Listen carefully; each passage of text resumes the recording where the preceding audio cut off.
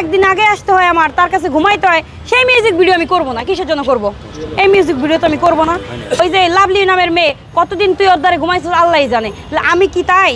ও তো একটা বাজারের মেয়ে, একটা বাজারের প্রস্টিটিউট, একটা বাজারের নর্তকী। তার নর্তকীর সাথে আমাকে কেন তুলনা করছেন আপনি? হ্যাঁ, একটা নর্তকী ঘুমাইতে পারবে আপনার কাছে, কিন্তু আমি তো না।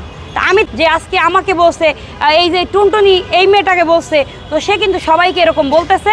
আমি যখন প্রতিবাদ জানাইছি, যে আমি নারী হয়ে যখন প্রতিবাদ জানাইছি, তখন করলো কি, সে আমার বিরুদ্ধে সংবাদ সম্মেলন করলো, এবং তখন অনেক মেয়েরা তাকে ভয় পেয়ে কিন্তু কোনো কথা বলছিল না। দেখি কলিজার ভিতর আঘাত দিয়া ছুরি মাইরা দেয়, কথা আছে না, যে কলিজার ভিতর ঢুইকা সে আমাকে ছুরি মেরে দিছে।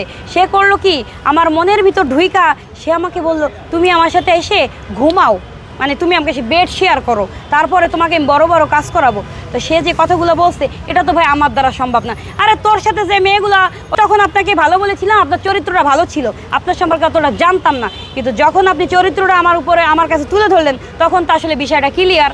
ভয় পেয়ে যখন কথা বলছে না, যখন দেখছে সোয়াপু দাঁড়ায় গেছে তার বিরুদ্ধে, তখন কিন্তু সেই মেয়েগুলো আমার কাছে আসছে যে না, আমরাও রুখে দাঁড়াই, আমরাও হিরো আলম যে সব প্রস্তাব আমাদের বাজে প্রস্তাব দিয়েছে, সেই বিরুদ্ধে আমরা রুখে দাঁড়াই। হেমলন ডেকে আমার মানহানিজনক কথা বলেছে একটা প্রস্টিটিউটকে দিয়ে। মানে তুমি তো একটা, মানে কি বলবো, তোমাকে এরকম ঘেটি ধরে তোমার নোয়ায় ফেলে, তুমি কোনো কথা বলো না, প্রস্টিটিউটটা তোমার ঘেটি ধরে নোয়ায় ফেলে, মানে তুমি কি ওর কেনা গোলাম? আমার তো মনে হয় তাই। তোমাকে এই সমস্ত করে, আর ও সাইডে বসে নোংরা ভিডিও বানায়। আর যখন আমি আজকে সংবাদ সম্মেলন করলাম, তোমার সময় তো আমি যাই নাই। মিডিয়াতে যে গিভ অ্যান্ড টেক হয়, হিরো আলমের সাথে জুটি বেঁধে কাজ করার পর কিন্তু আমি অনেক জায়গাতে অফার করে পেয়েছি। তো আমার এখানে কিন্তু কেউ আমাকে বলেনি সোয়ামনি তোমার গিভ অ্যান্ড টেক দিয়ে কাজ করতে হবে, এরকম কিন্তু কেউ বলে নাই। সে তো যখন বলে নাই, সেখানে আমি কিভাবে বুঝবো যে মিডিয়াতে সবাই গিভ অ্যান্ড টেকে কাজ করে? কিন্তু হিরো আলমের চরিত্র খারাপ, তার ইতিমধ্যে 3-4টা বউ চলে গেছে। কেন চলে গেছে?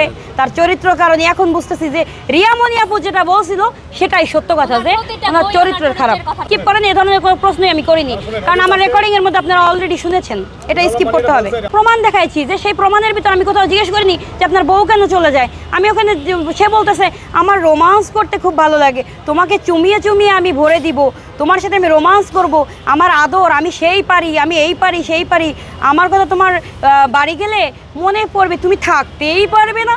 তো এই ধরনের কথাবার্তা যে কথা বলে, এগুলো কি?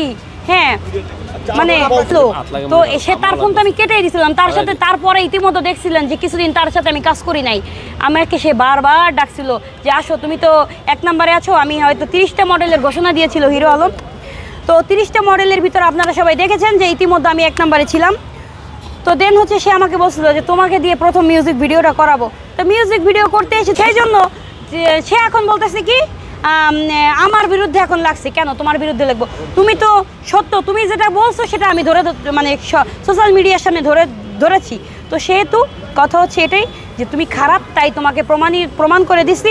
তো চুপ করে এখন সমাজকে সুষ্ঠুভাবে তুমি তোমার যে লাইফ তুমি সেভাবে চালাও। তুমি নারী ব্যবসা বাদ দাও। তুমি যে এই যে একটা কলগাটকে নিয়ে বসে থাকো সারাদিন, নিজে কিছু পারো না, যেখানে যাও কলগাটকে নিয়ে ঝাঁপায় পড়ে। কেন ভাই? কলগাটে নিয়ে ঝাঁপায় পড়ে, মানে কলগাট ঝাঁপায় পড়ে, কলগাটে নিয়ে তো ঝাঁপাও কিসের জন্য বলো?